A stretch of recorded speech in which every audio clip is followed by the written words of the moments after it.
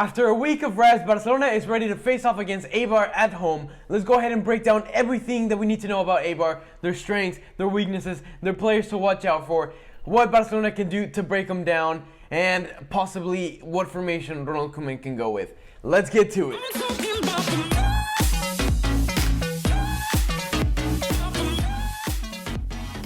Hello guys, welcome back to El Merengue Culé. I am very excited to this pregame and also to do the actual game because we're going to be doing the first ever live reaction. That's right, we're going to be streaming the video, not live reaction. Not live reaction, but live reaction in a stream. Yeah, in a live stream. Make sure you guys tune in for that one. We're going to try to get the game going at the same time. Hopefully we don't get shut down. Yes. I don't know, we'll have to see. But let's get straight into business. Let's break down these Eibar team that 17th place, but it's not they're not as bad as they seem.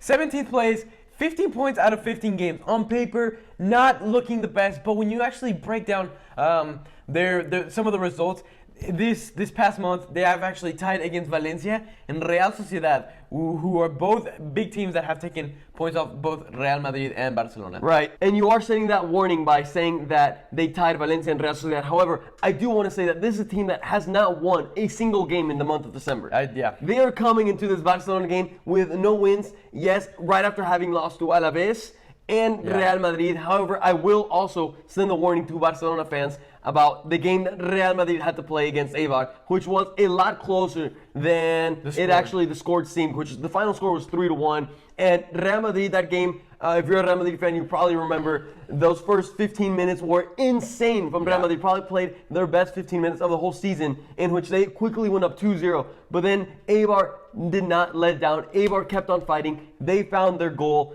and fought till the very end, which honestly the game could have easily ended up in a tie had Sergio Ramos not come up with a huge sliding tackle in the very end. A last-ditch handball. Oh, there was a potential handball, but Sergio Ramos came up with that sliding tackle that then led to the counter-attack where Real Madrid ended up scoring the third goal. So by no means was it an easy game by any chance, which kind of leads me to I wanted to quickly bring up the strengths and weaknesses of this Eibar team. So one of their big strengths, their main strength I would say, is the aerial duels, right?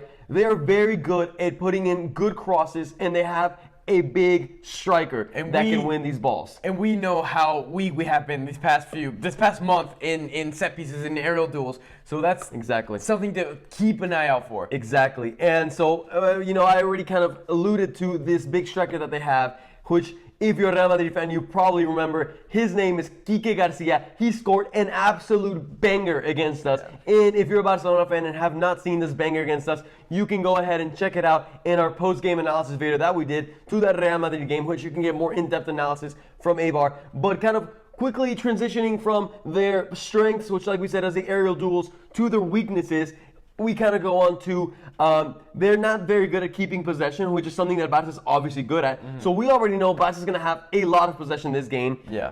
Another big thing that I want to mention is they are not good at defending through balls. And so Barca, and remember, if you remember in the game against Madrid, we talked about one of the big reasons why they did so good those first 15 minutes is because they passed the ball very quickly, right? From side to side. Something that Barca should not have any problem with. They're very good at passing the ball quickly and then finding those through balls, sliding in those attackers in, which will be very beneficial for Barcelona.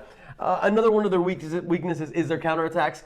Obviously, Barca, if they end up opting for a 5 in the back, they could be potentially have more potential for counterattacking them. So we will have to see about that. And finally, maintaining leads. Eibar is not the team to really maintain many leads. So if Barca were to go down, that gives them the hope that, this team seems to crumble under the pressure. In terms of playing style, we should expect for Eibar to be a very direct team. Let us have the ball, but when they get the ball, look for a long ball, look for a direct counterattack. And I think the smartest, the easiest way we're going to have to do this is, first of all, play fast center backs like Araujo, like Mingueza. But not only that, I think a 5 in the back will especially benefit us because JORDI Alba, again, for picking up that yellow card in the previous game, will not be here for this game, meaning that Firpo is most likely going to start in the left back position. A 5 in the back will take some of that pressure away from Firpo, allowing him to not only push up a little more than he probably is used to in the 4 in the back, but if he messes up, there's a little bit of a pressure cover balance situation going on.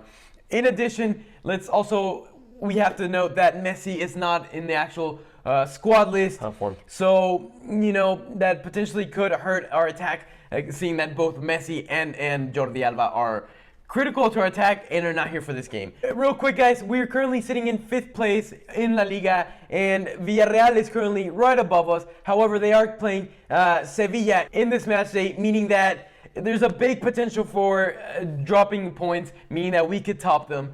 But let's get to the starting 11. I am 100% expecting Ter Stegen to start in the goalkeeper position.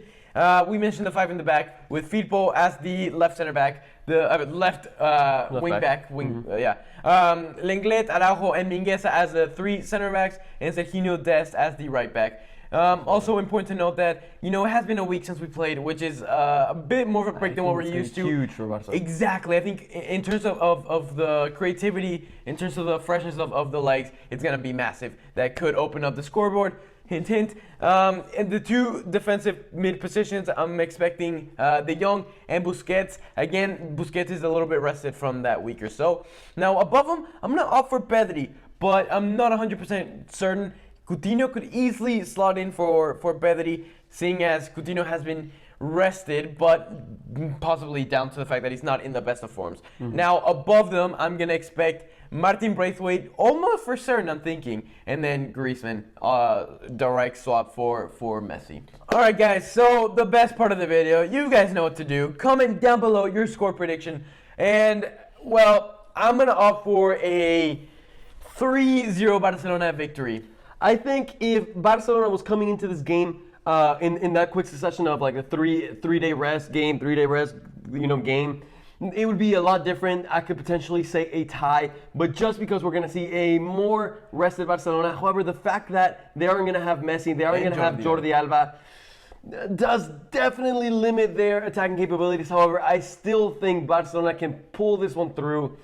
So especially if they run a 5 in the back, I think they can get a 2-0 victory. So that'll be my final prediction for that one. And guys, of course, like he already said, comment down below your score prediction to get a chance to get a shout out and also your name in the official leaderboards to potentially win a beautiful Barcelona home jersey. Make sure you tune in to the live stream. You're not going to want to miss that one. Even if you're a Real Madrid fan and you're watching this video, guys, I highly suggest you just come check it out. It's going to be a party. We're going to have a good time. I want you guys commenting in there. We can be having some conversations as we're watching the game, going through the live reactions. It's going to be a fun time. Once again, guys, it is tomorrow it's at 12. Well, it's never the right time. So obviously, check the schedule. We're obviously going to, I think YouTube can send a notification to when we're going to do a live, the stream. So turn on your notifications.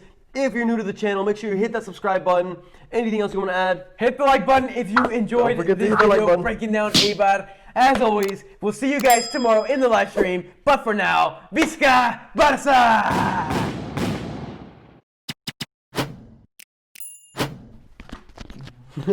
Cheers. Microphone.